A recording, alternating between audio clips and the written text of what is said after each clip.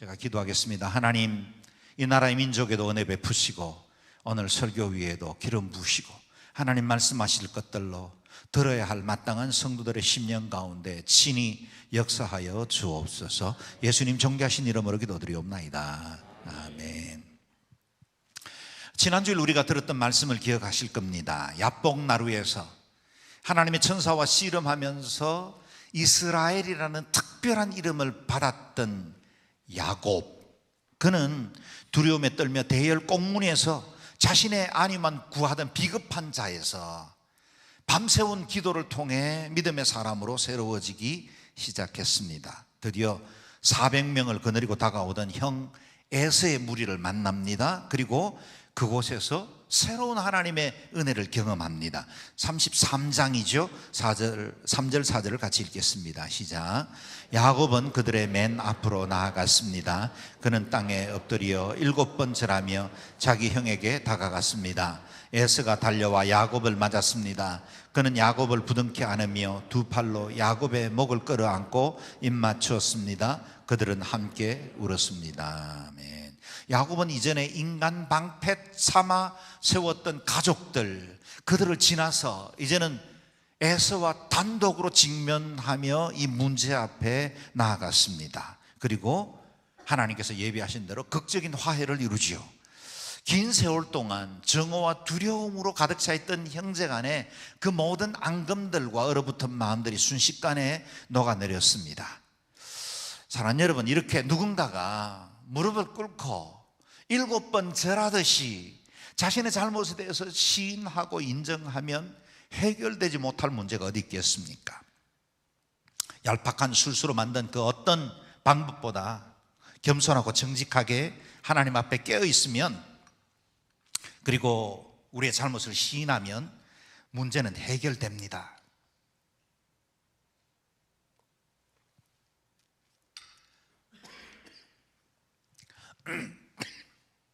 죄송합니다. 에서와 야곱의 상봉에 제가 감격을 한 것 같습니다.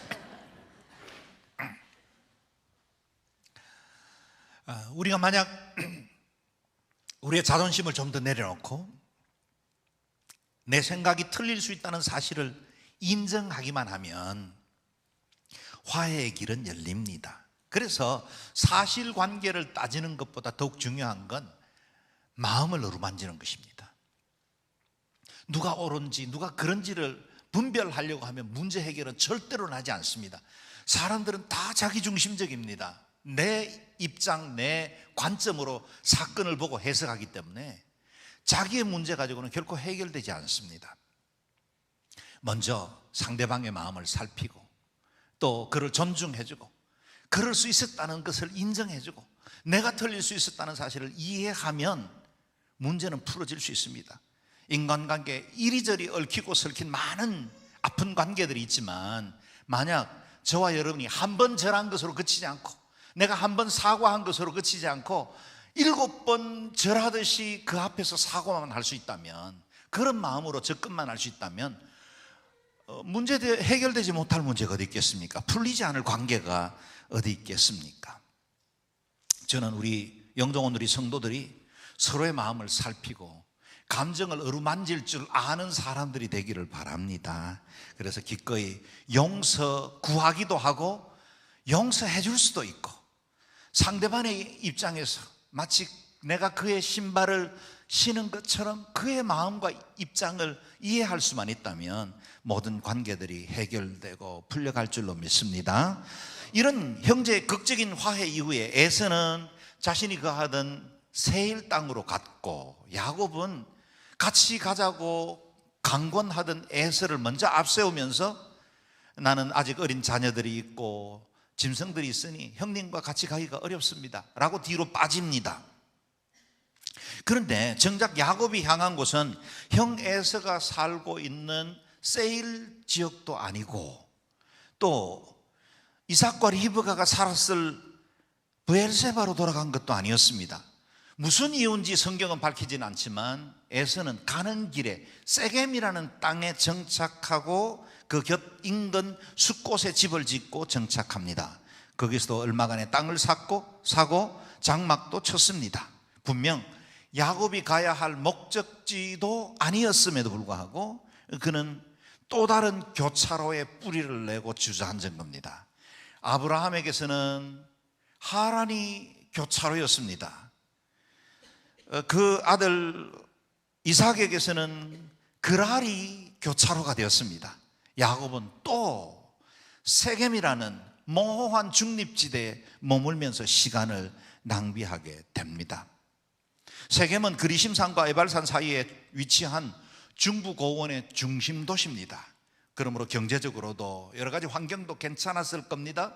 그러다 보니 그곳에 정착하여 살기 시작했고 거기도 그나마 살만했던 것 같습니다. 그래서 이웃도 만나고 새로운 문화에 동화되며 살았겠죠. 그렇게 다시 10년이 흘러갔습니다. 이렇게 믿음의 선조들도 엉뚱한 곳에 머물고 엉뚱한 곳에 방황하기도 합니다. 의미 없는 세월 낭비하기도 합니다. 우리도 살다 보면 우리가 마땅히 살아야 할 정도 인생을 살지 못하고 엉뚱한 곳에 방황하기도 하고 주저앉기도 하고 그곳에서 회색지대의 모호함을 누리며 살아갈 때도 많습니다. 우리의 목적지는 하나님이고 하나님의 은혜 가운데 살아야 하는데 뜻밖에도 우리는 모호한 지역에 머물면서 중립적인 그런 것들에 우리의 인생을 소비할 때가 많습니다. 그러나 하나님께서 야곱의 모든 걸음을 살피셨고 우리의 걸음도 살피십니다. 하나님은 우리의 삶을 방치하지 않으십니다. 스스로 깨닫고 돌아올 때까지 기다려 주십니다. 그 10년의 시간이 지나던 때에 중요한 사건 하나가 일어납니다. 세겜에 살아가던 야곱에게 또 다른 위기가 다가온 것입니다. 야곱의 딸 디나가 세겜에 놀러 갔다가 봉변을 당합니다. 창세기 34장 오늘 본문 앞에 보면 딸 디나가 그 땅의 여자들을 보러 나갔다고 합니다. 단순히 친구를 만나러 내려간 것일 수도 있겠지만 그 땅의 여자들을 보러 갔다는 말을 보면 아마도 세겜의 세속적인 놀이 문화에 자연스럽게 어울린 것 같습니다. 그러다가 지역의 부족장인 하몰 그의 아들 못된 아들 세겜에게 강간을 당하게 됩니다. 여자로서도 수치이고 그 가문에도 큰 부끄러움이 되었습니다.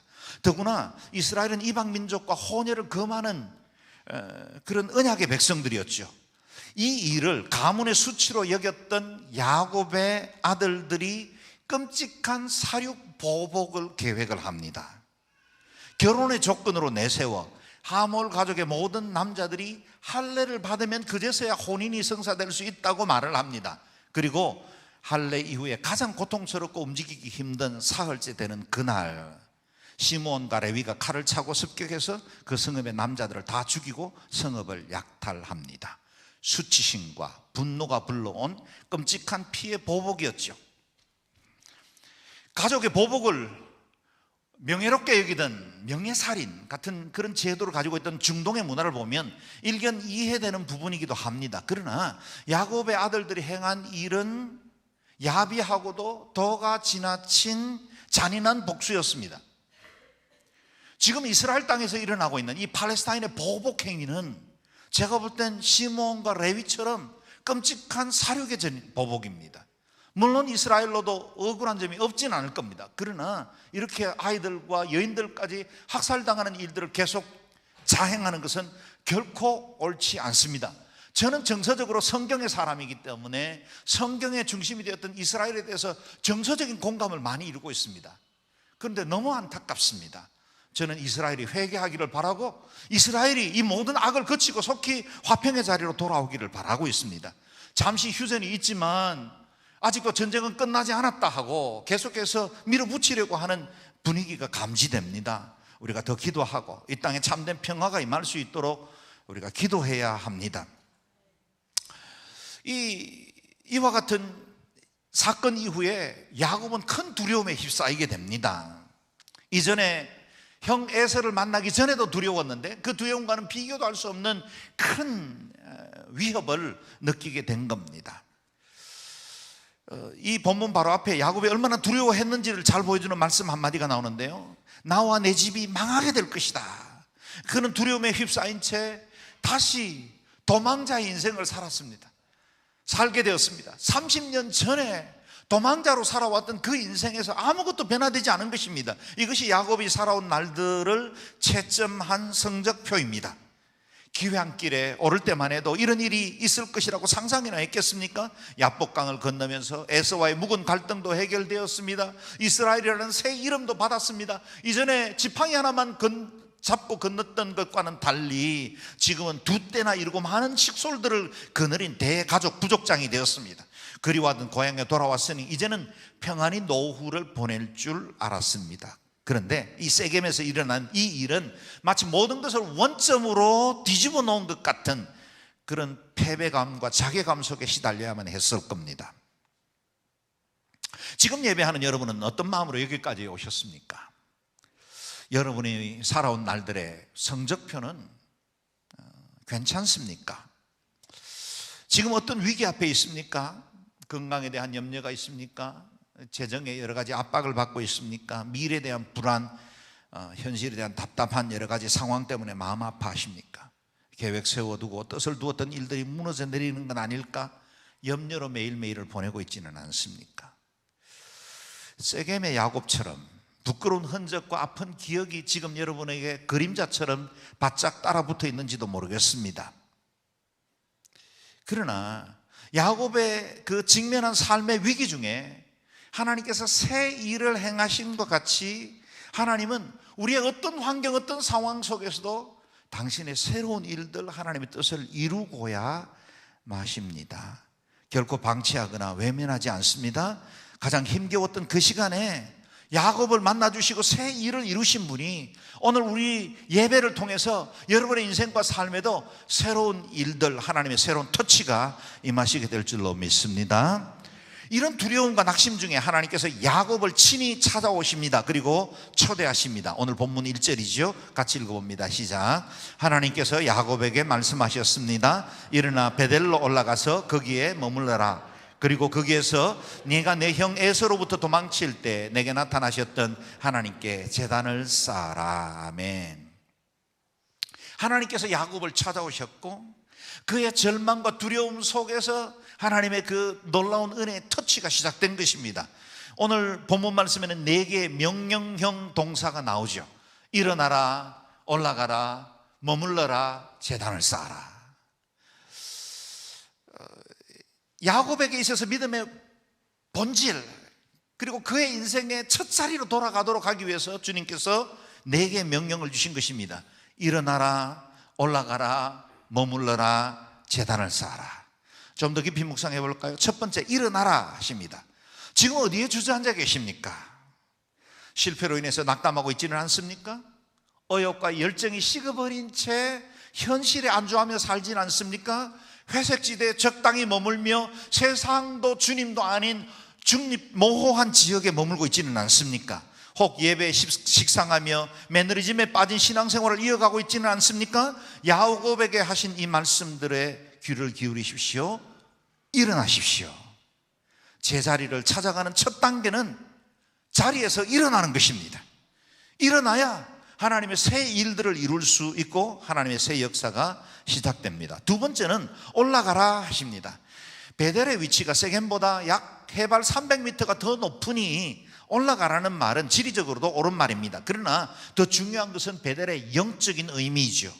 베델은 야곱에게서 어떤 장소였습니까? 그의 삶에서 처음으로 하나님을 개인적이고 인격적으로 경험했던 원색 복음의 자리였습니다. 3절에 보면 야곱이 베델로 올라가야 할 이유를 이렇게 설명합니다. 같이 읽어보겠습니다. 시작. 일어나서 베델로 올라가자. 내가 그곳에서 내 고난의 날에 내게 응답하시고 내가 가는 길에 나와 함께 하셨던 하나님께 제단을 쌓을 것이다. 아멘. 베델은 야곱의 영적 고향과 같은 곳입니다. 베델의 원래 지명은 루스였습니다. 야곱이 지금 머물고 있는 세겜으로부터는 약 30km 남쪽으로 떨어진 곳입니다. 형 에서의 눈을 피해 도망하다가 외롭고 두려운 들판에서 홀로 밤을 지샐 때, 그래서 돌기둥 하나를 베개 삼아서 베고 잠을 자던 그때에 하나님께서 꿈이라고만 말할 수 없는 아주 분명하고 뚜렷한 환상으로 보여주셨습니다.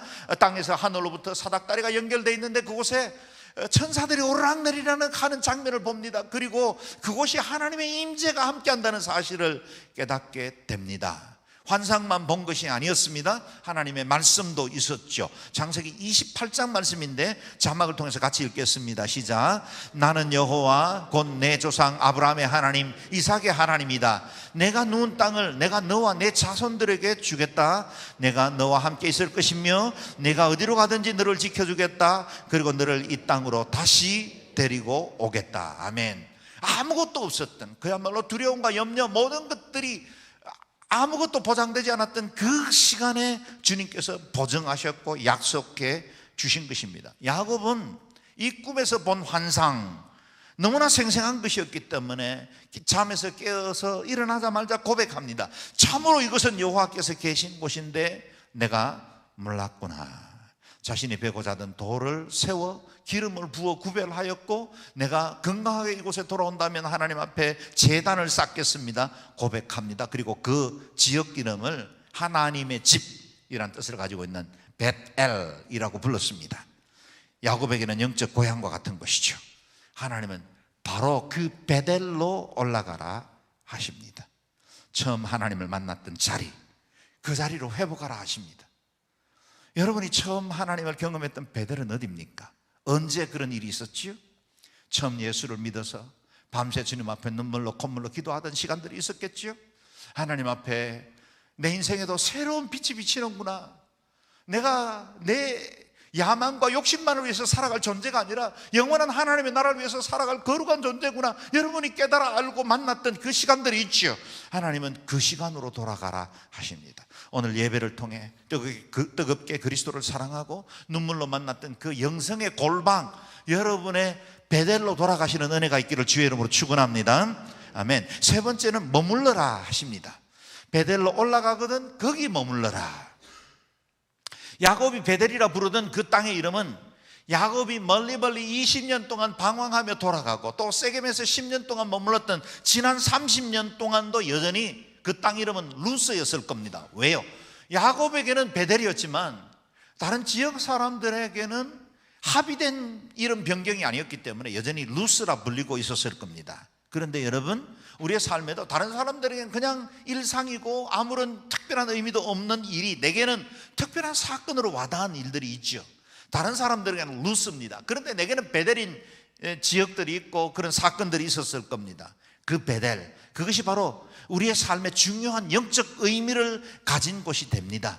처음 하나님을 경험했고 주님 앞에 조심스러운 서약도 했고 그 마음이 뜨거웠던 그 벳엘, 하나님은 그 벳엘의 자리로 돌아오라고 합니다. 그 영적 장소가 30년간 묻혀져 있었습니다.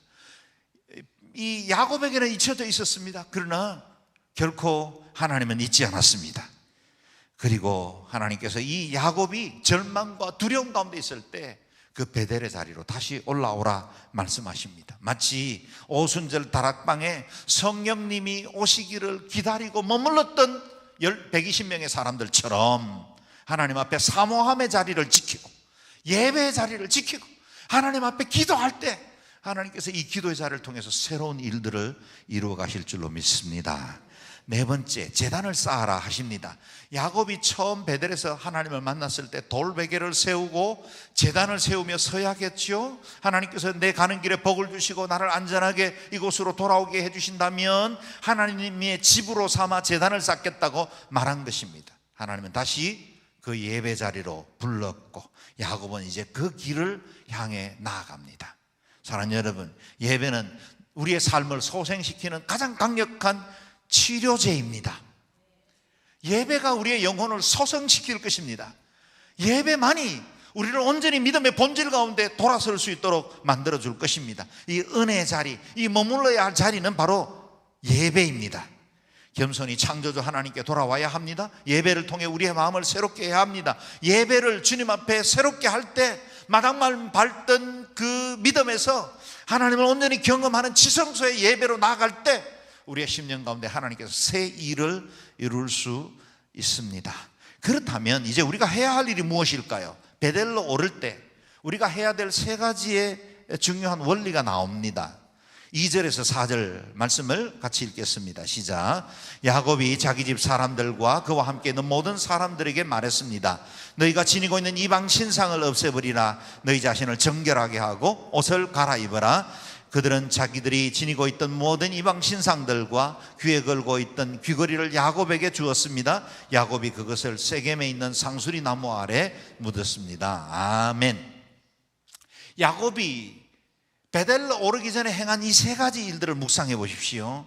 첫 번째, 이방의 신상들을 버렸습니다. 야곱의 삶에 아직도 버리지 못한 우상들이 있었단 말입니까? 네, 그랬다는 겁니다. 실제로 야곱이 가장 총애하고 사랑했던 라헬은 아비의 집에서 드라빔을 자기의 치마 속에 숨겨서 가져나오기도 했습니다. 그들은 메소포타미아 지역을 떠났지만 여전히 달신 숭배와 다신 숭배의 사상 가운데 여전히 마음이 젖어 있었습니다. 그들은 지리적으로는 하란을 떠났지만, 그래서 세겜까지 이르렀지만 여전히 그의 마음속과 그들의 문화는 메소포타미아에 있었다는 겁니다. 여러분, 이스라엘 백성들이 왜 40년간 광야에 있었어야만 했을까요? 출애굽은 단 하룻밤에 이루어집니다. 6월절 그 밤이 지난 이후에 이스라엘 백성들은 이집트를 나와 자유의 몸이 되었습니다. 그런데 그들은 40년 동안 만약 직진했다면 길어도 한 달 안에 도착할 수 있는 그 광야길을 40년간 머뭅니다. 왜요? 탈애굽은 40년의 시간이 필요했다는 겁니다. 출애굽할 때는 단 하루면 되지만, 우리가 거듭나는 일은 단 하루만 가능하지만, 우리가 탈애굽하고 이 세상을 벗어버리고 그리스도의 형상을 담고 주님의 자녀로 온전히 살아가는 데는 40년의 시간이 필요한 것입니다. 그것을 우리는 성화, 거룩하여 짐이라고 부르죠. 우리가 거듭나서 하나님의 백성 되었고 이미 우리 속에 천국이 시작되었지만 우리는 이 40년 광야의 시간을 함께 걸어가고 있습니다. 이 시간을 통해서 우리가 더 성화하고 온전해지고 하나님 닮아가고 우리 안에 있는 모든 옛 정과 욕심을 벗어버리고 그리스도 안에서 온전한 하나님의 사람으로 변화되어 가는 것입니다. 야곱은 이전에 있었던 모든 메소포타미아의 그 우상들을 다 버리기로 결정했습니다. 그전에도 그들이 우상을 가지고 있다는 걸 모를 리가 없습니다. 그런데도 눈 감아 주었다는 거예요. 여러분, 우리의 삶에 익숙하고 우리가 그동안 살아왔던 것에 그저 눈 감고 이해하고 받아들여버린 우리의 모든 옛 삶의 습관들이 있지 않습니까? 이 정도는 누구나 하는데, 보통 이 정도는 하지 라고 말하는 것들 말이죠. 그래서 벗어버리지 못하고 내버리지 못한 우리의 부적들이 있습니다. 자신의 수호처럼 여기던 드라빔도 그들은 버렸습니다. 그리고 그들의 가족들이 가지고 있었던 수많은 우상들, 그 가운데 그들의 귀걸이는 그냥 단순한 장신구로 그치지 않고 마치 부적처럼 우상 형태로 만들어져서 당시 여인들이 그와 같은 우상을 썼습니다. 그 모든 것들도 다 묻어버렸습니다. 그들은 바벨론의 문명을 벗어버리고 이제 새로운 삶을 살기로 결정했습니다. 저는 오늘 예배하는 저와 여러분이 우리 안에 익숙해버린 우상처럼 내 삶의 주인 행세를 하고 있는 것들, 그것이 돈이든 세상의 명예건 물질이든 섹스이건 또 이 땅의 권력이건 내가 성공하고 싶어하는 야망이건, 이 모든 것들이 내게 우상처럼 내 마음을 지배하고 있다면 오늘 그것들을 버리고 다시 베델로 향하는 거룩한 걸음을 시작하시기를 주의 이름으로 축원합니다. 아멘. 두 번째, 야곱은 자신을 정결케 했습니다. 지난 10년 전에 이미 야곱은 이스라엘이라는 이름을 야복 강가에서 받았습니다. 그런데 그의 삶은 여전히 야곱이었습니다. 새로운 신분, 새로운 사명을 받았지만 여전히 과거에서 벗어나지 못한 채로 옛 꾀로 살고 있던 야곱의 삶의 습관들을 버리지 못하고 있었습니다. 옛 야곱이 여전히 지금도 그를 지배하고 있었던 겁니다. 이스라엘에는 새로운 피조물, 하나님의 사람이 되었는데도 그는 새로운 사람답게 살지는 못했습니다. 여러분, 우리는 이전에는 죄인이었습니다. 영원히 멸망받을 수밖에 없는 사람들이었습니다. 그런데 이제는 성도가 되었습니다. 거룩한 무리가 되었고 하나님의 사람들이 되었고 자타가 공인하는 그리스도인이 되었습니다. 그렇다면 우리에게 주어진 이스라엘과 같은 새 이름 그리스도인에게 합당한 그 삶을 살아야 하지 않겠습니까? 여러분, 우리에게 믿음이 없겠습니까? 비전이 없겠습니까? 잘 살고 싶은 열망이 없겠습니까? 또 온전한 믿음으로 살고 싶은 거룩에 대한 열망이 없겠습니까? 그런데 우리가 끊임없이 죄에 대해서 유혹받고 넘어지고 또 실패하는 이유, 그것은 우리 안에 뜻을 정하지 않았기 때문에, 여전히 우리 안에 옛 습관들을 눈 감아주고 있기 때문은 아닐까요? 내가 머물러 있는 이 회색지대에서 벗어나려는 단호한 의지와 결단이 없기 때문은 아닐까요? 우리의 삶 속에 그동안 내가 짝하여 우리의 삶 속에 자리를 잡고 있는 부정의 찌꺼기들, 잘못된 습관들, 육체의 욕망들, 그런 것들이 나를 더럽히고 있다면 정결함으로 나아가야 합니다. 성령의 불로 태워야 합니다. 내 의지나 양심으로 못합니다. 하나님이 우리에게 주시는 그 힘과 능력으로 우리의 모든 죄악들이 불살라지고 우리 안에 거룩한 새로운 습관들, 하나님을 사랑하고 주님을 경외하는 믿음으로 온전해지는 역사가 있기를 주의 이름으로 축원합니다. 세 번째, 야곱은 모든 가족과 종들에게 의복을 바꾸라고 합니다. 의복은 문화를 상징합니다.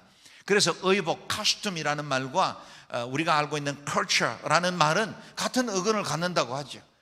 우리의 삶이, 우리가 입고 있는 이 옷이 우리의 문화를 대변하기도 하잖아요. 그런데 이 옷을 바꾸라, 그 말은 우리의 삶의 방식을 바꾸라, 그런 뜻입니다. 사도 바울은 로마서에서 이 세대를 본받지 말고 하나님의 선하시고 기뻐하시고 온전하신 뜻이 무엇인지 분별하라 그랬습니다. 이 세대의 옷을 벗어버리고 하나님 기뻐하시는 옷을 입으라는 것입니다. 오늘날 한국교회의 가장 큰 위기는 코로나 팬데믹도 아니었습니다. 지금 우리가 두려워하고 있는 여러 가지 악법들의 법제화도 아닙니다. 진실로 한국교회를 위태롭게 하는 것은 우리 교회와 성도들 안에 자리 잡고 있는 세속주의와 인본주의입니다. 야곱이 중립지대 세겜에서 적당히 안주하며 살았던 것처럼 우리의 신앙도 헌신도 예배도 적당히 세겜 같은 지역에 머물러 있기 때문에 새로운 영적 부흥과 개혁이 이루어지지 않는 것입니다. 땅의 것들이 너무나 중요하고 매력적인 나머지 하늘의 것을 사모하는 사람들이 점점 줄어듭니다. 이전처럼 그리스도의 다시 오심을 사모하는 사람들이 별로 없어진 것 같습니다. 재림이라는 말이 그냥 막연한 신학적인 용어이지 내게는 와닿지 않는 세대를 살고 있는 것 같습니다.